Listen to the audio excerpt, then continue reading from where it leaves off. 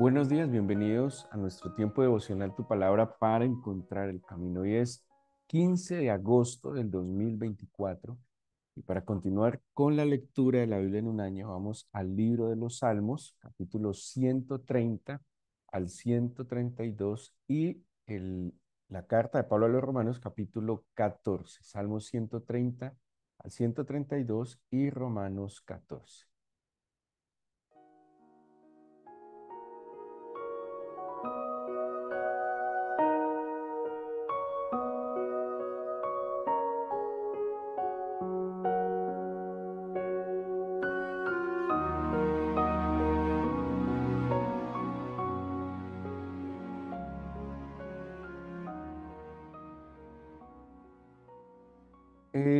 Les invito a que vayamos, continuemos con la lectura de la carta a los romanos. Eh, Hemos hablado que las cartas surgen como una necesidad que tiene no solo el apóstol Pablo, sino también otros apóstoles, de acompañar, de instruir a las iglesias. Las iglesias se fueron dando de manera espontánea, si no fue algo milimétricamente planeado, por lo menos por los hombres.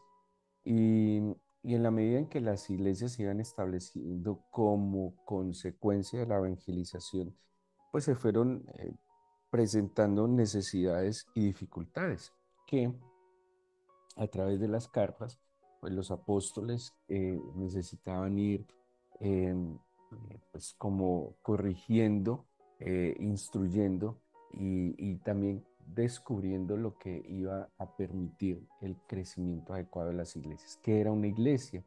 Una iglesia era un grupo de personas que se empezaban a congregar en una casa, generalmente en una casa de familia. Las iglesias no es lo que nosotros vemos o percibimos hoy, que generalmente asociamos la iglesia a un lugar, ¿sí?, de congregación, a un templo. Hoy y desde hace unas cuantas décadas hemos tenido la imagen incluso de mega iglesias y grandes lugares donde se congregan miles de personas. En aquel entonces no era así, simplemente eran casas, casas de familia, donde se empezaban a congregar generalmente familias, cercanos, amigos, vecinos, y pues empezaban a adorar al Señor. ¿Por qué se fue creando la iglesia? Porque pues ya el culto que practicaban los primeros cristianos, que los primeros cristianos eran judíos, pues ya no era primero el templo inicialmente, perdón, inicialmente era el templo, pero obviamente en la medida en que se empezaron a dar persecuciones y en que ellos fueron entendiendo el nuevo pacto en Jesucristo, pues el templo ya no representaba el centro del culto. Estoy hablando del Templo de Jerusalén, donde había un sistema sacrificial, donde el culto se basaba en sacrificios de animales y otras tradiciones u otras instrucciones dadas en el Antiguo Testamento. Al entender e interpretar que el único sacrificio válido había sido el del Señor Jesucristo y que ya no era necesario sacrificio de animales ni de víctimas, sino que el sacrificio que el Señor estaba esperando era un sacrificio de alabanza. Como dice Pablo, presentar nuestros cuerpos en sacrificio vivo, o sea que ya no había que matar ningún animal para eso. Pues obviamente el templo de Jerusalén ya no eh, de- permitía la expresión de fe adecuada de acuerdo a lo que el Señor Jesús había enseñado. Bueno, luego, posteriormente, el templo es destruido y ahí sí que menos los judíos, que luego se convierten pues en cristianos, tenían que ver con este culto. Así que la iglesia, digámoslo así, como evocando lo que en su momento era la sinagoga, empieza a ser ese lugar de congregación, de instrucción, de adoración, de culto al Señor. De nuevo, eran familias, grupos pequeños. En algunas ciudades no había problema con las iglesias, podrían congregarse. En otras ciudades, en otros momentos, tuvieron persecuciones. Se sabe, por ejemplo, que en Roma, digámoslo así, en la misma capital, Hubo un momento de tal persecución que los cristianos se reunían en una especie de cuevas. Hoy existen esas catacumbas, son un lugar de turismo, pues contando las historias de los cristianos que a escondidas tenían que congregarse. Pero la iglesia entonces no eran el lugar en sí, sino las personas. Por eso iglesia, del griego eclesia, quiere decir asamblea. La iglesia, más que un lugar de congregación, son las personas. Ahora, un lugar de congregación es muy importante en la medida en que congrega personas, ¿sí? Puede haber un templo, puede haber un lugar muy bonito, puede haber un lugar muy especial, pero si no se congregan las personas para el Señor, pues ese lugar no tiene sentido. ¿Sí? Lo que le da sentido es como lo que le da sentido a su casa. La casa no es lo bonita que sea, la ubicación que tenga, lo moderna que sea, sino las personas que la habitan. ¿De qué sirve una casa extraordinaria? ¿Sí? Una casa muy bella, muy bien ubicada, muy segura y tranquila si nadie la habita. El alma de las cosas son las personas, ¿sí? Lo que le da sentido a las cosas, a los lugares, son las personas. De allí que la iglesia esencialmente es las personas. Ahora, ¿qué es la iglesia? La iglesia es una comunidad que su misma palabra, comunidad, pues es un grupo de personas que tratan de vivir con las cosas en común. El Señor desde el principio de la creación ha querido que el ser humano sepa vivir en comunidad, que compartan, que se acompañen, que las fortalezas del uno pues ayuden en las debilidades del otro, que las capacidades que uno tiene ayuden a las limitaciones que otro tiene. Eso se trata la vida en comunidad. Y el Señor entonces, a través de la iglesia, eh, pretende, como lo fue en su momento con el pueblo de Israel, eh, generar una comunidad que sea ejemplar, ¿sí? Una comunidad que sea un modelo para el mundo. De eso se trata la iglesia, que la iglesia sea luz a las naciones, como en su momento lo debía haber sido el pueblo de Israel, que sea un molde para las naciones, que sea un ejemplo de cómo se debe vivir a pesar de las diferencias. Todos los seres humanos somos diferentes, todos tenemos capacidades diferentes, todos tenemos dinámicas diferentes, pero a pesar de esas diferencias, había un plan de que pudiéramos sortear esas diferencias y poder vivir en unidad, de poder tener las cosas, o digamos así, compartir las diferencias y poder llegar a acuerdos. Este capítulo 14, Pablo le escribe a la iglesia de los romanos porque hay dificultades en este asunto de la comunidad. Si bien es una comunidad que se fundamenta en la fe y empezaron, como en otras iglesias, a haber diferencias en la percepción de fe, en la expresión de fe que cada uno iba teniendo. Hay cosas fundamentales e innegociables en la fe cristiana, ¿sí? Eh, Porque tenemos digámoslo así, un manual que nos muestra unos principios, unos valores, unos principios rectores de nuestra vida, ¿sí? Y pues hay cosas que son innegociables, lo que está en Éxodo 20, que son los 10 mandamientos. Esos 10 mandamientos son innegociables, son inmodificables. Digamos, los tiempos pueden cambiar, las posturas del hombre pueden cambiar, pero en verdad el Señor no dijo, y estos 10 mandamientos los van ajustando de acuerdo a lo que se les antoje, no. Son principios, son cosas establecidas que son innegociables. Pero hay otras cosas que se vuelven también de forma, ¿sí?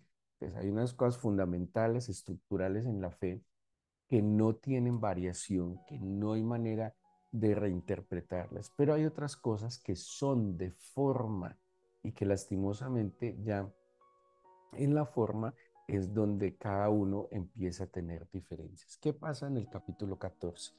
Eh, bueno, entonces esta comunidad debía tener un vínculo perfecto que es Jesucristo. ¿Sí? Muchas comunidades las vinculan muchas cosas. Hay comunidades que las vinculan intereses económicos, intereses basados en sus ideologías, pero el vínculo de esta comunidad cristiana debía ser Cristo mismo. Por eso cristianismo es un movimiento que está en torno a Cristo, a una persona. Esta comunidad, lo dice la Biblia en el Nuevo Testamento, debe caracterizarse por vivir en armonía. Hay una palabra que hace unos días o meses tocábamos, que es la palabra acuerdo, que viene del griego sinfonía o sí, como una armonía en medio de los corazones. Eso es acuerdo, estamos en acuerdo. Hay unas características, Pablo, por ejemplo, le dice a los efesios cuando habla de la unidad, que seamos humildes, que tengamos paciencia, que seamos diligentes y solícitos en guardar la unidad y que aprendamos a soportar a los otros, ¿sí? ¿Por qué? Porque todos somos diferentes, porque todos tenemos ritmos diferentes. No todos aprendemos de la misma manera, no todos tenemos las mismas percepciones, todos somos diferentes, pero sí, que Pablo les decía a los efesios, sean diligentes en guardar la unidad, que mantengan esa unidad a pesar de que todos somos diferentes y tengan muy presente que las formas nunca pueden superar el fondo, lo que en verdad es estructural, lo que en verdad es innegociable, ¿sí? Hay cosas que la forma son simplemente maneras de cómo a cada uno se le facilita acercarse y obedecerle al Señor. Lo otro sí no se puede negociar, ¿sí? La santidad es un principio que se debe procurar, la verdad, eh, lo que le mencioné ahora, los 10 mandamientos, eso tiene que ser absolutamente innegociable. Ya en el capítulo 14, Pablo entonces plantea que hay débiles y fuertes en la fe. Bueno, usted va a seguir su lectura tal cual, yo les estoy haciendo simplemente como un panorama. Y Pablo les dice, pues reciban al débil en la fe, pero no para contender sobre opiniones, ¿sí? Cada uno asume posturas, opiniones, cada uno entiende las cosas o trata de, digámoslo así, interpretarlas y vivir como mejor puede. Pero hay personas, insisto, que tienen más dificultades que otras. Entonces, ¿qué está diciendo Pablo? Reciban al débil, pero no para que contiendan en opiniones. Así que en la comunidad cristiana hay débiles, hay fuertes en la fe. Hay personas que tienen mayor madurez que otras. De nuevo, hay ritmos diferentes. ¿Y qué es lo que Pablo está diciendo acá? Ojo, usted no puede juzgar porque usted tiene unas ventajas que tiene otros, ¿sí? De hecho, sus ventajas y fortalezas no pueden ser para juzgar a otro, sino para ayudarlo. Esa es la idea de la vida en comunidad. Cada uno entonces, de acuerdo a su nivel de fe, a su experiencia, a su conocimiento, asume unas posturas y deberes. Entonces, Pablo les empieza a mencionar algunas dificultades que parece que tienen los romanos y seguramente otras iglesias en cuestiones, por ejemplo, de comida, ¿sí? Es un tema que trata en otras cartas porque ellos vivían en medio de una sociedad pagana que tenía unos cultos donde había idolatría, ¿sí? En estos cultos de idolatría también había sacrificios y, y pues, claro, cuando yo entiendo que algo está diseñado para un ídolo, yo no debo participar en ese ídolo, pero como alguna vez les mencioné, la mejor carne que se conseguía en el mercado era la carne que sobraba del sacrificio a los ídolos. ¿Por qué? Porque así como en el Antiguo Testamento los mejores animales eran los que se sacrificaban, pues asimismo, en medio de los paganos, en sus sacrificios, los mejores animales eran los que se sacrificaban, así que las carnicerías, digámoslo así, de estos cultos, tenían la mejor carne, animales más sanos, en mejores condiciones, más frescos. Entonces era normal, de manera natural, que alguien procurara acceder a un mejor producto. Pero algunos lo veían muy mal porque como esa carne había sido sacrificada a los ídolos, pues les parecía que esa carne tenía una contaminación espiritual. Entonces Pablo les decía, vea, si usted considera que eso le contamina su espíritu, no la coma. Pero si usted considera, porque también lo dice, que el Señor lo ha purificado todo y dice, todo usted lo purifica con la acción de gracias. Usted no sabe todos los alimentos que llegan a su mesa por qué manos pasaron. usted no se imagina quién manipuló los alimentos que llegan a su mesa. Pudo haber sido un pervertido, un degenerado, pudo haber sido un abusador, un asesino. De verdad, es que usted no sabe quién transportó esos alimentos, usted no sabe quién los cosechó, quién los elaboró.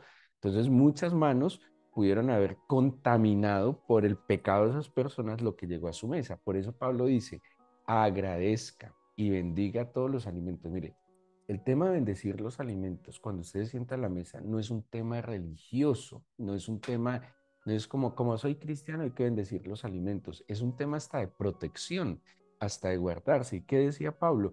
Cuando usted agradece por los alimentos, cuando usted bendice, pues está de alguna manera purificando, ¿sí? La acción de gracias purifica esos alimentos. Entonces, Pablo dice, mire, los ídolos no son nada. Entonces, si los ídolos no son nada, usted puede comer lo que quiera, porque es que no son nada, solo que hágalo con acción de gracias. Pero también advierte que si hay personas débiles en la fe, que eso les puede afectar la fe, entonces aconseja, entonces no los consuma delante de ellos, ¿sí? Porque ellos consideran que ni la acción de gracias puede purificar esos alimentos. De eso se trata, de que si yo puedo tener una mayor fortaleza en la fe y considero que en el nombre del Señor yo puedo en gratitud santificar todas las cosas que llegan a mis manos, pero otro no lo considera así, pues yo no voy a juzgar al menos débil, ni el menos débil, o el que sea de pronto un poquito más extremo en ciertas manifestaciones de fe, no tiene por qué juzgar al que sea un poco más libre, ¿sí? Lo importante es que cada uno en su manera de vivir la fe con el Señor experimente agrado al Señor, experimente libertad y sea feliz, ¿sí? De nuevo, pero todo sobre la base de los innegociables. Hay cosas innegociables. Aquí la discusión es que lo que come, lo que bebe, ¿sí? Lo que se pone, porque a veces también tenía que ver, digamos, no sé, con lo que se ponían, si era un vestido ritual, bueno, lo que fuera. Es la discusión de las formas. Así que, pues cada uno, de acuerdo a su fe, entonces asume ciertas posturas y deberes. Que el consejo de Pablo es evitemos juzgar lo que el otro está asumiendo según su fe, ¿sí? Entonces yo no puedo decir, ese tan legalista porque no come cerdo o porque no come morcilla, ¿sí? Eh, y eso son discusiones que no tienen sentido. Hay cristianos que por ciertos pasajes de la Biblia dicen, no, yo no como morcilla, por darles un ejemplo, porque la morcilla tiene sangre y la Biblia habla que hay que separar la sangre o no se puede comer pues los animales con la sangre. Hay otros por el tema del cerdo, dicen, no, el cerdo no, porque el cerdo en el Antiguo Testamento es un animal prohibido por la hendidura de la pezuña, bueno, todo eso. Cada uno haga conforme a su fe, ¿sí? Si considera que está agradando al Señor al no comer cierto alimento, pues hágalo, no lo coma, porque en su corazón está agradar al Señor. Pero si usted considera que comer estos alimentos no desagrada al Señor, pues cómalos, porque por ejemplo cuando el Señor le dijo a Pedro, cuando la visión del lienzo, le dijo mata y come, y Pedro le dijo, no, yo no voy a comer esos alimentos porque son impuros y nunca los he hecho. ¿Qué le dijo el Señor? ¿No? Lo que yo he purificado no lo llames impuro. De nuevo, ¿cómo purifico yo los alimentos y todo lo que llega delante de mí? Con la acción de gracias, Señor. Te agradezco, te bendigo, consagro y tomo estos alimentos, Señor, con gratitud, viendo tu benevolencia y tu misericordia. Así que lo importante es que lo que cada uno haga o deje de hacer, lo va a decir Pablo aquí en este capítulo, lo haga para el Señor. Pablo dice, mire, si usted come, hágalo para el Señor. Si deja de comer, hágalo para el Señor. Si usted está de acuerdo con guardar los días, porque él también le dice, mire, cuando creo que es a los colosenses, les dice, es que ustedes guardan los días, las fechas, las lunas. Para los judíos es muy importante el inicio del mes, hay una celebración en la nueva luna, es muy importante todas las fechas, mucho, pero se volvía un rigor que si a alguien se le pasaba que era la nueva luna, entonces ya lo juzgaban como pecado, ¿sí? No, eso no es estructural. Claro, muy bueno yo tener conciencia cuando empieza un nuevo mes y agradecer, claro que sí, pero hay dinámicas donde yo caigo en cuenta que empezó el mes después de 3 días. Eso no es pecado, pero ellos empiezan a juzgarse en cosas de guardar los días, las lunas, las noches, en una cantidad de formas que lo que estaban haciendo era complicando esencialmente o lo fundamental. Y muchas veces, por quedarse en las formas, dejaban de cumplir lo que en verdad era estructural, principal y fundamental. ¿Sí? Entonces, porque se queda como entre las ramas y no va a la raíz del asunto. Y Pablo le está diciendo, haga como su conciencia le dicta, pero todo hágalo para el Señor, ¿sí? Hágalo para la gloria del Señor. Y da una razón, dice, todos vamos a comparecer delante del Señor, todos vamos a dar cuentas, así que tenga mucho cuidado lo que usted haga, que lo que haga procure agradar al Señor y no contender con el hermano, pues por cosas que no tienen sentido. Dice por ejemplo, el 14:7, porque ninguno de nosotros vive para sí y ninguno muere para sí. Pues si vivimos para el Señor vivimos y si morimos para el Señor morimos. Así pues, sea que vivamos o que muramos, del Señor somos. ¿Sí? Todo lo que hagamos que sea para Él, por Él, entendiendo que es por Él y de Él. Ahora, había un tema con el asunto del Shabbat. ¿Sí? ¿Qué pasaba, por ejemplo, con el Shabbat? Que guardaban más, o sea, se convirtió más importante el día que el Señor del día. ¿Sí? O sea, para ellos era más importante preservar, digamos, el Shabbat no se hace nada y es el día en que no puedo cocinar, es el día en que no puedo hacer un montón de cosas, pero se enfocaron más en lo que no se debía hacer supuestamente en el día de reposo que en lo que en verdad se debía hacer. Si es el día del Señor, ¿cuál debe ser el centro de ese día? El Señor. Entonces, ¿qué era lo que discutían? Es que para ustedes se volvió más objeto de culto el día que el Señor mismo. Y es lo que el Señor también discutía con ellos. Venga, entonces, ¿por qué Shabbat no voy a hacer el bien? Entonces, porque Shabbat no voy a tener misericordia de mi prójimo, entonces, porque Shabbat no voy a ayudar al que lo necesita, ¿sí? Entonces, en eso Pablo es lo que les está discutiendo, no afecten la libertad tampoco de los que experimentan libertad. Ahora, ¿qué dice el Señor? Tiene que haber un espacio en que yo pauso y me dedico al Señor, así como me enfoqué durante muchos días en producir, en hacer, pues yo tengo que enfocarme tengo que apartar un espacio, santificar un espacio para estar con el Señor. Dice entonces, pues les mencioné hace un minuto que compareceremos, o sea, todos vamos a dar cuentas. Y hay, y tal vez aquello en lo que más nosotros juzgamos al prójimo es en lo que a nosotros se nos va a pedir cuentas. Y termina diciendo Pablo ya al final, ¿en qué consiste el reino de los cielos? Versículo 17.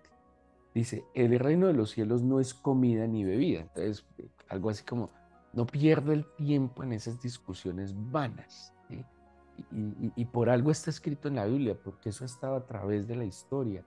A veces entre los cristianos entran en discusiones muy superficiales de formas. Y dice, no, el reino de los cielos no es ni lo que usted se come ni lo que usted se bebe. ¿Saben qué es en verdad el reino de los cielos? Justicia, paz y gozo en el Espíritu. Ayer hablábamos en el capítulo 13, amor. El amor es fundamental en el reino de los cielos. Y Pablo termina diciendo en el versículo 23, pero el que duda sobre lo que come es condenado porque no lo hace con fe. Y todo lo que no proviene de fe es pecado. ¿Qué es el reino de los cielos? Justicia, paz, gozo, amor, fe. Porque todo lo que usted no haga en fe y con fe es pecado. Porque dice Hebreos, sin fe es imposible agradar a Dios. Que usted lo que haga tenga la convicción que lo está haciendo para el Señor. Que si usted se va a abstener de un alimento, tenga la certeza que lo está haciendo en fe para agradar al Señor y que cuando va a tomar un alimento, tenga la certeza que lo está haciendo en fe para agradar al Señor. Pero no juzgue al otro, no juzgue ni sus limitaciones ni sus libertades. De nuevo, todo en el marco de lo que son principios fundamentales, lo que es la santidad, la rectitud, la verdad, la obediencia, la honestidad, la integridad, todo lo que son principios que son innegociables. De resto, usted puede, por ejemplo, no sé, cumplir todas las leyes mosaicas de alimentación, de guardar las lunas nuevas, de guardar las fechas con rigor, de llevar una dieta, digámoslo, kosher, una dieta aprobada, estructurada de acuerdo a las normas, no sé, rabínicas. Pero usted vive lleno de amargura, de enojo, no busca al Señor, no ora, vive, no sé, peleando con su prójimo en su casa, vive lleno de resentimientos. Pues ¿cómo va a pretender que esas formas son más agradables que lo que le falta al corazón? ¿Sí? Eso es lo que Pablo les está diciendo, ¿no? Vivamos para el Señor.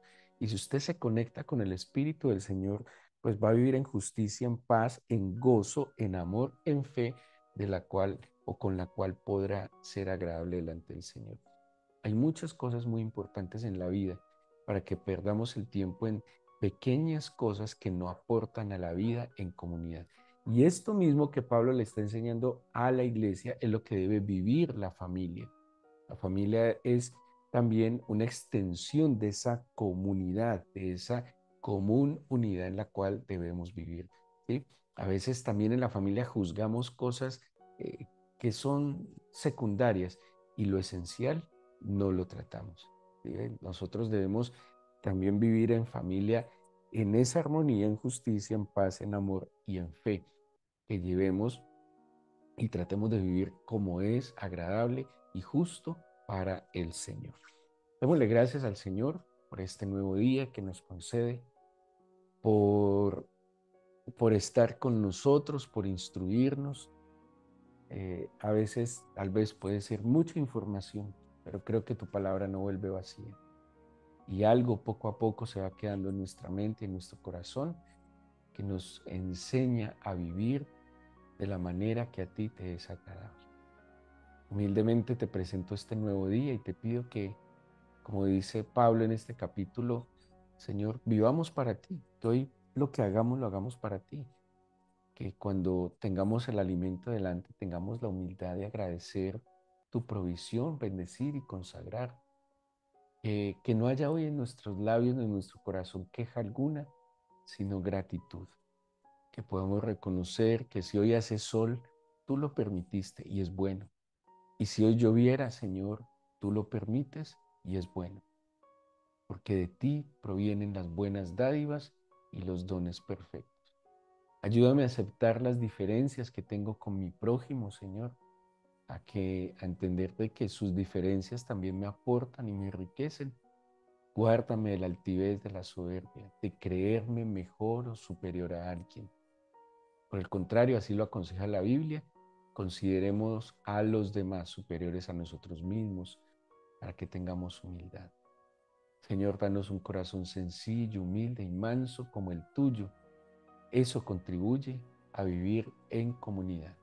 Y que nosotros, Señor, seamos un ejemplo a la sociedad, en ser buenos ciudadanos como lo vimos ayer, en ser respetuosos, Señor, en ser humildes, sencillos, mansos y, y aprender a vivir bajo tu dirección. Creo, Señor, que también tú nos das fortaleza, vigor, criterios y argumentos sólidos para mantenernos y también defender lo que creemos. Danos tu bendición en este día. Te pido por la paz de Jerusalén, te pido por la paz del mundo, Señor, te pido por la paz de nuestro país.